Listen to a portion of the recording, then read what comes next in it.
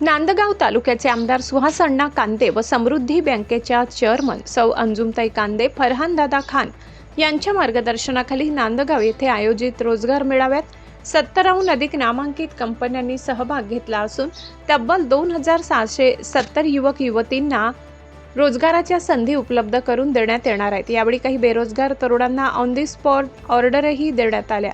नांदगाव शहर व परिसरातील बेरोजगार युवक युवतींना रोजगाराच्या उत्तम संधी उपलब्ध करून देण्यासाठी जिल्हा कौशल्य विकास, रोजगार व उद्योजकता मार्गदर्शन केंद्र नाशिक, युवा शक्ती फाउंडेशन नाशिक आणि गुरुकुल पॉलिटेक्निक नांदगाव यांच्या संयुक्त विद्यमाने नांदगावच्या शिवनेरी विश्रामगृहात संपन्न झालेल्या मेळाव्यात नाशिक जिल्ह्यातील सातपूर, अंबड, सिन्नर, इगतपुरी, दिंडोरी तसेच जळगाव, छत्रपती संभाजीनगर, पुणे, वाडा, पालघर, रत्नागिरी, चिपळूण, कांदिवली, मुंबई, गोवा आदी ठिकाणच्या नामांकित कंपन्यांमध्ये विविध पदासाठी भरती केली जात आहे।